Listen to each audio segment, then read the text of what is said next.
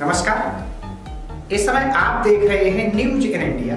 News in India में आपका स्वागत है। आइए नजर डालते हैं आज की कुछ खास खबरों पर। कोरोना वायरस के संक्रमण को फैलने से रोकने के लिए हमें आपको हर किसी को एहतियाती कदम उठाने की जरूरत है।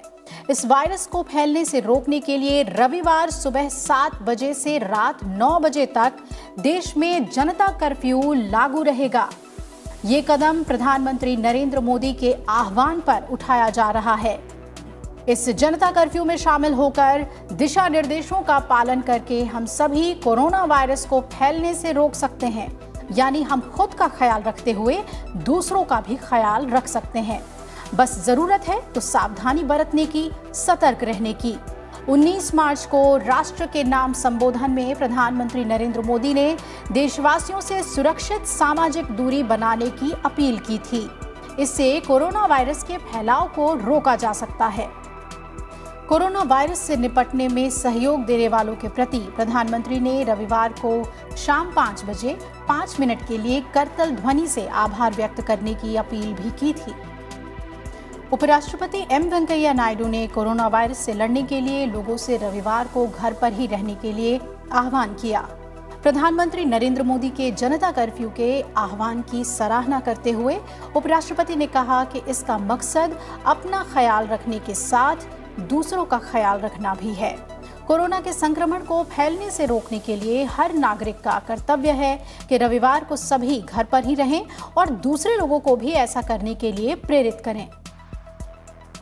उपराष्ट्रपति ने आह्वान किया कि कोरोना वायरस से लड़ने के लिए सभी राजनीतिक दल, सिविल सोसाइटी संस्थान और लोग साथ आएं।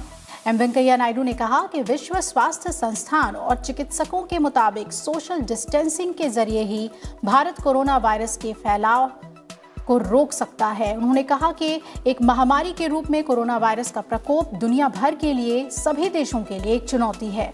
ये असाधारण स्थिति असाधारण उपायों की मांग करती है, जिस पर भारत सरकार की कोशिशें विश्व स्वास्थ्य संगठन ने भी सराही हैं।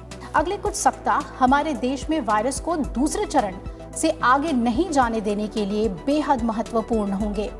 सभी नागरिक स्वच्छता और सामाजिक दूरदर्शिता के माध्यम से आवश्यक सावधानियों को अपनाने, शिक्षित करने और जागरूकता फैलाने का काम करें।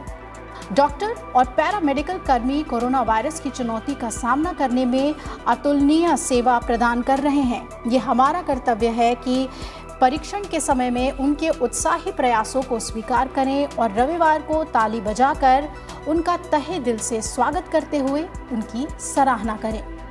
प्रधानमंत्री नरेंद्र मोदी ने रविवार को सुबह 7 बजे से रात 9 बजे तक जनता कर्फ्यू का ऐलान किया है।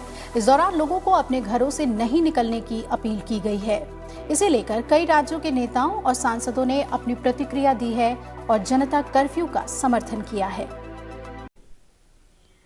इस लड़ाई में आदरणीय प्रधानमंत्री जी के मार्गदर्शन में अपने देश की 130 करोड़ जनता की सुरक्षा, उनके स्वास्थ्य के लिए इस प्रकार के वायरस के खिलाफ एक सामूहिक लड़ाई को लड़ना पड़ेगा। कोरोना वायरस के खिलाफ जागरूकता बचाव का सबसे बड़ा माध्यम हो सकता है। बीमारी के उपचार से महत्वपूर्ण पहलू बचाव का है और बचाव के लिए ही ये सारे प्रयास किए जा रहे हैं, क्योंकि कोरोना वायरस एक संक्रामक बीमारी है, छूत की बीमारी है। एक दूसरे के साथ संपर्क से ये बढ़ सकते। अगर कोई संक्रमित व्यक्ति है तो संक्रमित व्यक्ति के संपर्क में आने से यह बीमारी और लोगों में फैल सकती है। इसलिए आवश्यक है कि हम सोशल डिस्टेंस बना करके रखें, बार बार हाथ धोने और अन्य जो भी सुझाव डॉक्टरों के द्वारा दिए जा रहे हैं, चिकित्सकों और विशेषज्ञों के द्वारा दिए जा रहे हैं, उन सब का हम ध्यान रखें। ये अत्यंत महत्वपूर्ण है। और इसी दृष्टि से आज ये जनता कर्फ्यू का आह्वान देश की 130 करोड़ जनता को कोरोना वायरस से सुरक्षित रखने के लिए आदरणीय प्रधानमंत्री जी ने किया है। मैं आह्वान करूंगा, जनता कर्फ्यू में हर नागरिक अपनी सहभागिता दर्ज करते हुए अपने राष्ट्रीय कर्तव्यों का निर्वहन करें। प्रदेश सरकार ने इसके लिए एहतियातन सभी कदम उठाए हैं। कोरोना वायरस के बचाव की दिशा से हम जितनी सावधानी बरत लें वो अत्यंत महत्वपूर्ण होगा। जो लोग इस संक्रमण की चपेट में आए थे, प्रदेश में यह संख्या कुल 27 थी, जिनमें से 11 पूरी तरह स्वस्थ हो चुके हैं। शेष सभी लोग स्टेबल हैं और तेजी के साथ उनके स्वास्थ्य में सुधार हो रहा है। हमारा प्रयास होना चाहिए कि हम ये संख्या किसी भी स्थिति में न बढ़ने दें, और इसके लिए हमें जनता कर्फ्यू जैसे कार्यक्रमों के लिए तैयार रहना होगा।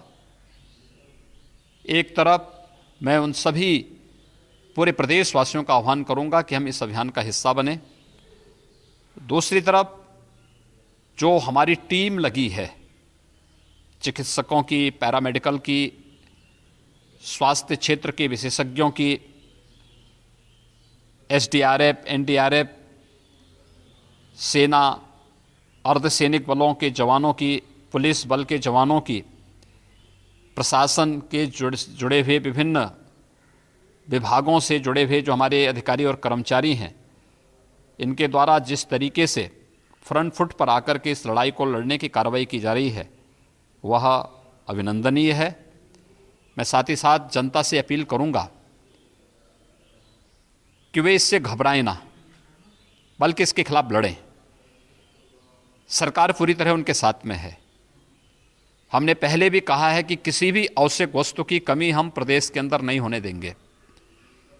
जिन्हें काम नहीं मिल पा रहा उन्हें भरण पोषण भत्ता की व्यवस्था और उनके लिए खाद्यान्न की व्यवस्था सरकार कराएगी।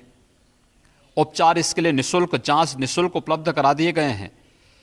हमारे पास पर्याप्त मात्रा में अभी 2000 से अधिक हमारे पास आइसोलेशन बेड हैं, और हम लोगों ने आगामी 2 दिन के अंदर इस लक्ष्य को 10,000 से ऊपर पहुंचाने की कार्रवाई को आगे बढ़ा दिया है। कहीं कोई समस्या नहीं, इसलिए अपने यहाँ कोई भी चीज़ जमा न करें, भीड़ भाड़ न लगाएं। बाजार में अनावश्यक दुकानों में भीड़ लगा करके सामानों को अपने यहाँ जमा न करें। और दूसरा, मैं दवा व्यवसायियों से और व्यापारी बंधुओं से भी अपील करूँगा, एक जमाखोरी को कतई बढ़ावा न देने दें। दूसरा, किसी भी वस्तु का दाम जो उसका वास्तविक एमआरपी है उससे अधिक दाम कतई न लें। अगर कहीं भी ये दुरुपयोग होने का या कहीं भी इस प्रकार की शिकायत मिलेगी, सरकार इस मामले में बहुत सख्त कार्रवाई करेगी। हर व्यक्ति इस बात को ध्यान में रखें। देश की इस लड़ाई में हर नागरिक की सहभागिता आवश्यक है, और आज जिस तरीके से प्रत्येक नागरिक के द्वारा इस जनता कर्फ्यू में अपनी सहभागिता सुनिश्चित की जा रही है वह स्वागत योग्य है। निश्चित ही हम इस प्रकार के अभियान के में सहभागी बनकर के कोरोना वायरस को परास्त करने में सफल होंगे। इस पूरे अभियान के लिए जनता जनार्दन के सहयोग की अपेक्षा करते हुए मैं सबके प्रति इस लड़ाई में सहभागी बनने की भी अपील करता हूं। रास्ते तो हर मोड़ पर बदल जाते हैं, पर दिशाएं कभी नहीं बदलती।